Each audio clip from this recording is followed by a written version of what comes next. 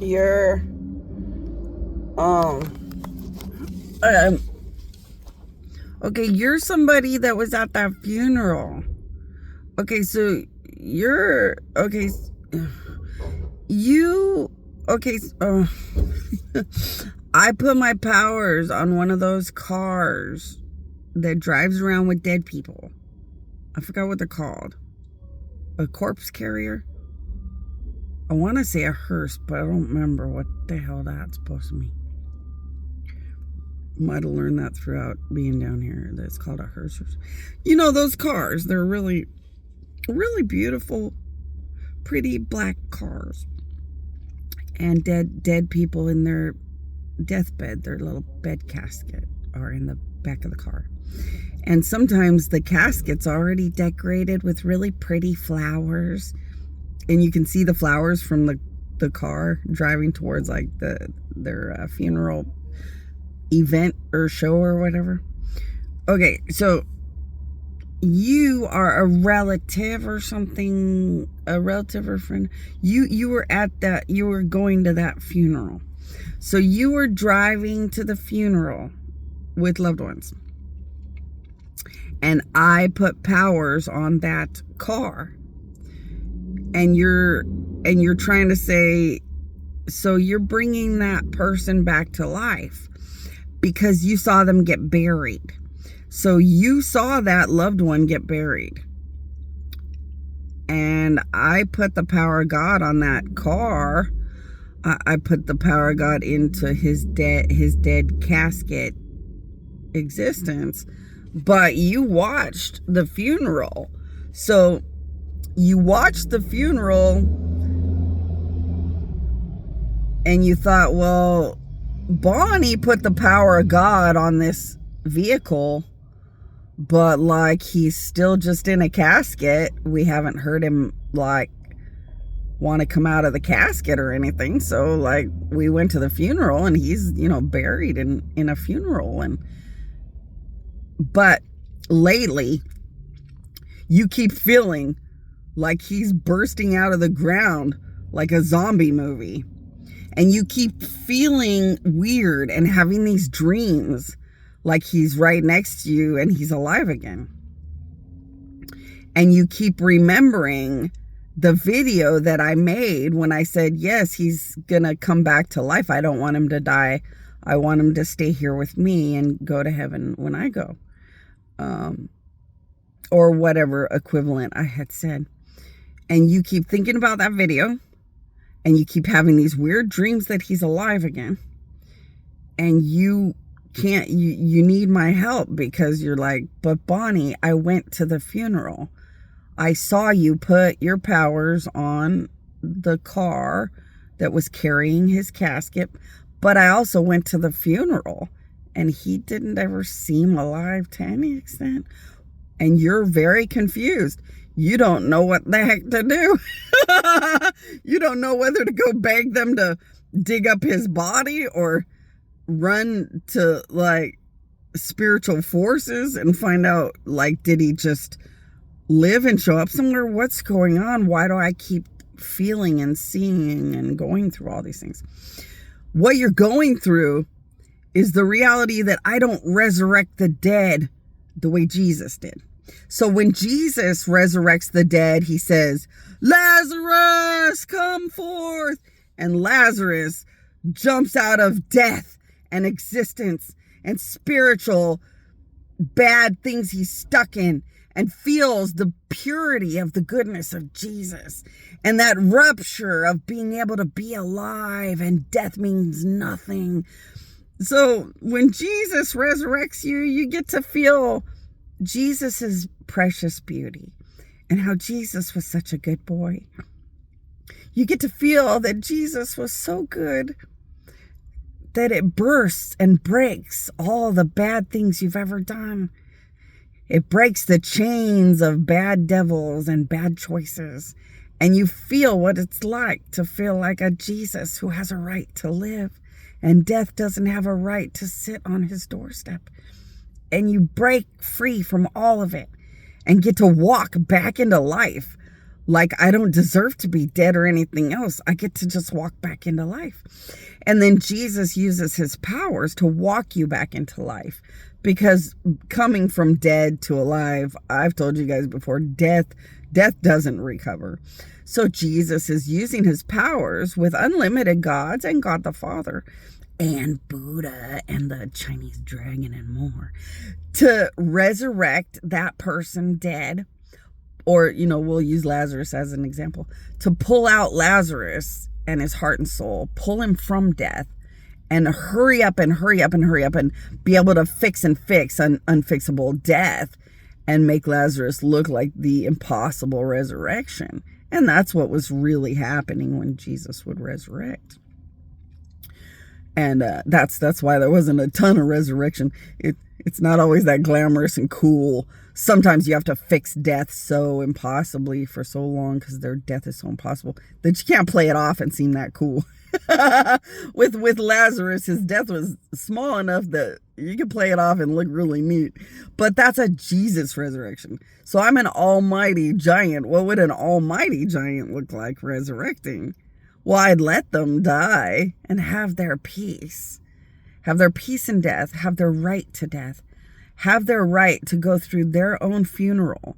Their death doesn't change. They're just going to be alive again.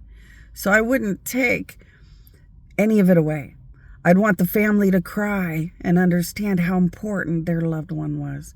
Whether they resurrect and come back or not, that should never be something that you take away.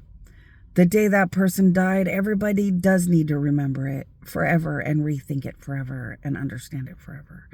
It's part of being. Or it's part of that beautiful thing like that movie Scrooged that helps you to realize what you have when you have it by reflecting on what it was like when you lost what meant so much. It's kind of valuable, so I wouldn't change it. And then I'm a powerful God, so I don't need to play the silly games like Jesus. That's a classic, man. That's Jesus's classic, putting his little baby cutesy goodiness inside of people to show them what it's like to be so good and so worthy that you don't have any right to be stuck in death or deterioration or anything else. Good that is truly perfectly good. No one has a right to make them suffer or die or have anything bad. It's a great feeling to give to people. And it's a classic Jesus move. He used to make his classic little Tonka toy preferences. Because he built that as a baby and carried it through into his years of resurrection. It was pretty cool stuff. But mine, for a dead creator of everything, I get kind of over the top, ego filled. I get out there. So this is what's going to happen. That guy is dead in the ground.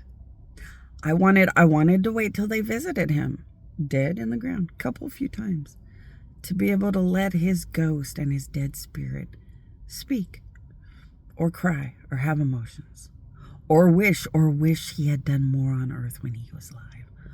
You want them to go through that, because when they resurrect, oh my gosh, it's just like the Scrooged movie where they realize they have a second chance and they run for it like holy moly.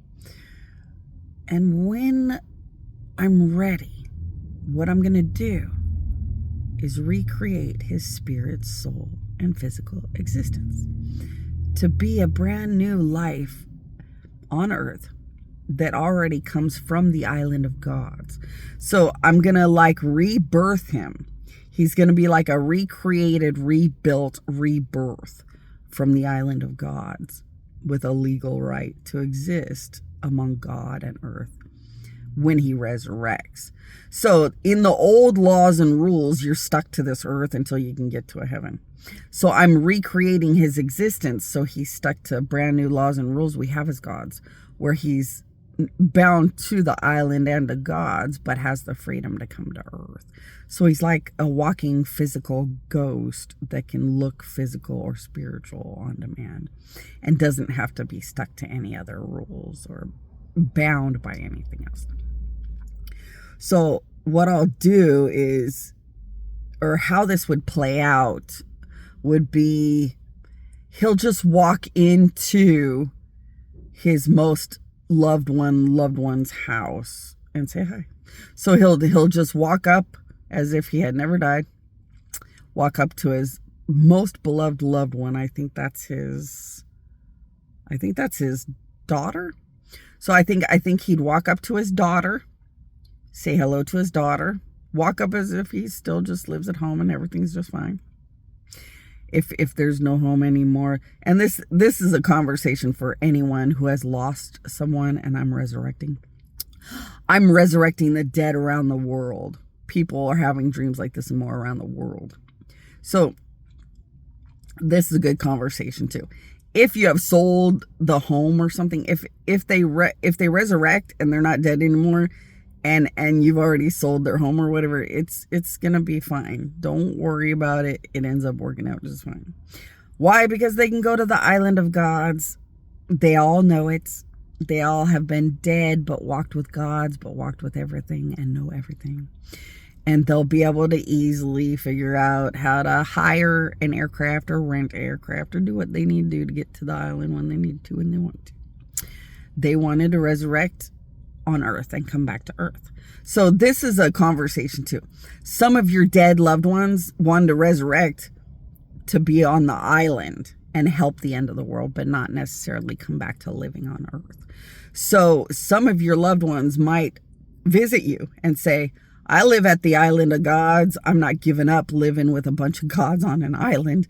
It's paradise, but I'm coming back to Earth for the end of the world fight and to be with my beloved family. And it's, so I'm saying hi, and I'll come in a week here and there, 2 weeks or a month here and there, but I'll always go back to the island. So you might have some that resurrected into the island and they do that way. And then you have people that resurrected and want to be on Earth in the fight of God, trying to get people to survive and live on and get out of the end of the world and walk really well with gods and want to be more in the fight. So they resurrect just coming right back to Earth and visit the island and do it that way. So yeah, they'll just walk into your house, act like everything's just fine, wait till you're ready and tell you what's real because they know a ton about what's real. And we'll just go from there. Do they feel that beautiful Jesus from death to life thing? Well, of course. Who would give up such a classic? And then do they go through something where I have put the misery and death of God and more into them to realize how good it feels when you're not just Jesus, but a God and more that has sacrificed life and death and more, because it's so good to bring such a good feeling that you deserve better, and that sin and crime is so easy, and like you should get some kind of forgiveness to some extent when it makes sense, and feel that feeling of freedom and breaking from sin and crime and how much it kills and destroys, and feel that right to live and right to have nice life. And well, of course, and they'll all explain it all to you, and it will always be a lot of different things, because what I do is I take your dreams and your heart and soul and bring it to life. So when I resurrect people, when I do anything, it'll be how you would want to understand or conceive all those things through your own heart and soul. So their stories will be many, many stories. So here we go, people. Welcome to the resurrection of your beloved loved ones. And the reality that when God wins, death is just an up yours from the devil that we need to